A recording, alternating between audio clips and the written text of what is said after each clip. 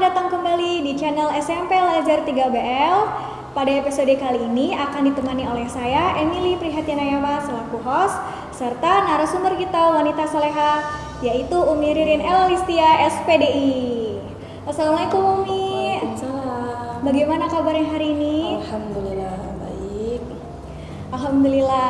Sebelum saya banyak bertanya kepada Umi, saya ingin mengucapkan terima kasih nih karena Umi sudah meluangkan waktunya di tengah-tengah kesibukan untuk hadir di episode ini bersama saya. Ya, sama-sama Bu Emi. Tak terasa ya Umi, sudah seminggu kita menjalankan ibadah puasa Ramadan. Nah, selama seminggu ini apakah puasa Umi lancar atau ada sedikit kendala? Alhamdulillah untuk saat ini lancar-lancar aja sih Bu. Ya, alhamdulillah ya. Puji syukur walaupun kita di tengah pandemi, tapi Allah tiada hentinya memberikan kita nikmat sehat. Bahkan di Ramadan ini Tuhan masih memberikan kita kesempatan untuk bisa melaksanakan puasa bersama keluarga.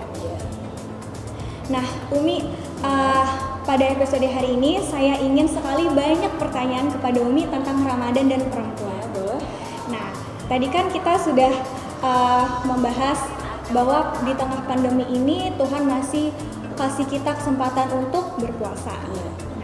Kira-kira apa aja sih Umi yang bisa membatalkan puasa? Jangan sampai nikmat yang sudah Tuhan kasih ternyata batal oleh kita, gitu kan? Karena kita nggak tahu gitu. Ya. Jadi coba Bu Emil ya. Ya. Jadi ada beberapa yang bisa membatalkan puasa. Pertama itu ada makan dan minum dengan sengaja. Kemudian kedua itu berhubungan suami istri di siang hari. Dan ketiga ada haid atau nifas. Kemudian keempat itu muntah dengan sengaja. Artinya muntah dengan sengaja ini seperti apa? Bukan muntah saat kita sakit ya Bu Emil ya. Harus digarisbawahi, muntah dengan sengaja itu biasanya nih karena nggak pengen puasa biar pecah, sengaja nyolok-nyolok mulutnya biar muntah gitu ya. Kemudian yang kelima itu ada gila, dan keenam itu ada murtad. Iya Umi. Nah, tadi kan kata Umi ada haid ya Umi. Nah, biasanya tuh banyak sekali perempuan tuh yang bingung. Sebenarnya saat saya keluar darah ini darah haid atau bukan sih gitu. Nah, sebenarnya supaya ada pembedanya nih Umi ya. Sebenarnya kalau darah haid itu berapa lama sih Umi? Ya. Untuk masa haid itu paling sebentar itu 24 jam atau sehari semalam ya Bu Emil. Dan kalau paling lama itu 15 hari. Tapi untuk rata-rata biasanya itu 6 sampai 7 hari. Seperti itu. Oh iya, jadi sampai 7 hari sampai 15 hari. Iya, benar. Nah, gini Umi, kalau misalnya nih kita lagi menikmati Ramadan, puasa, tiba-tiba kita haid nih Umi. Nah, terus wajibkah kita untuk membayar puasa Ramadan? Gitu. Wajib nggak sih Umi kita bayar puasa Ramadan? Terus bayarnya tuh gimana gitu saat kita kedatangan haid di saat Ramadan tersebut? Jadi ketika kita haid di bulan puasa Ramadan ini ya Bu ya, karena untuk puasa Ramadan ini kan diwajibkan untuk orang-orang yang beriman. Ketika kita terkena haid itu kita wajib mengkodoknya nanti setelah Idul Fitri. Ya, nanti setelah Idul Fitri itu kita wajib mengkodoknya. Boleh nggak sih ditunda? Boleh, tapi sebelum datangnya Ramadan berikutnya, seperti itu. Iya. Oke.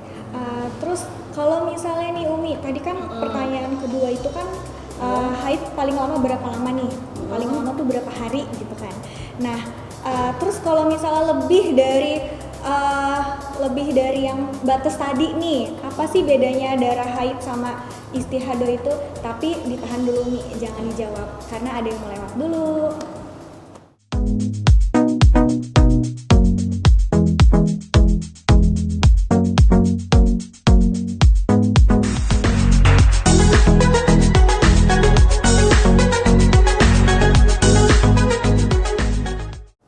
Kembali lagi bersama saya selaku host yaitu Emily Prihatinayama dan dengan narasumber yang sama yaitu Umi Ririn Elalistia SPDI.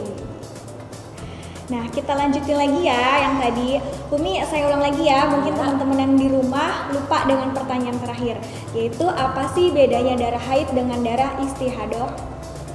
darah haid dan istihadah. Jadi gini Bu Emil, untuk wanita ini ada 3 jenis darah. Pertama darah haid, kemudian darah nifas, dan darah istihadah. Apa sih perbedaan ketiga ini? Tadi kan yang ditanya istihadah dan haid ya. Sekalian aja jelasin satunya ya, nifas. Jadi darah haid itu darah yang dikeluarkan oleh wanita setiap bulannya. Jadi kodratnya wanita ini ketika mereka sudah balik atau sudah dewasa, itu ada yang namanya darah haid. Itu datang setiap bulannya. Kemudian kalau darah nifas ini apa? Yaitu darah yang keluar setelah kita melahirkan. Nah, darah istihadah ini apa? Sama darah yang dikeluarkan oleh wanita, tapi bukan pada saat masa haid dan masa nifas. Nah, cara membedakan ketiganya ini seperti apa dengan darah istihadah ini? Jadi, untuk darah istihadah ini biasanya setelah datang nifas atau setelah datang haid. Contoh seperti ini untuk di datang haid ya.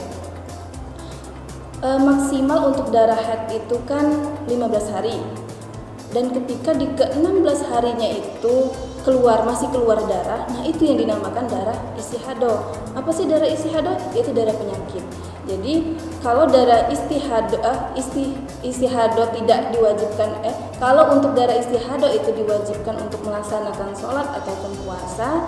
Nah, untuk nifas dan haid itu tidak diwajibkan untuk puasa dan sholat.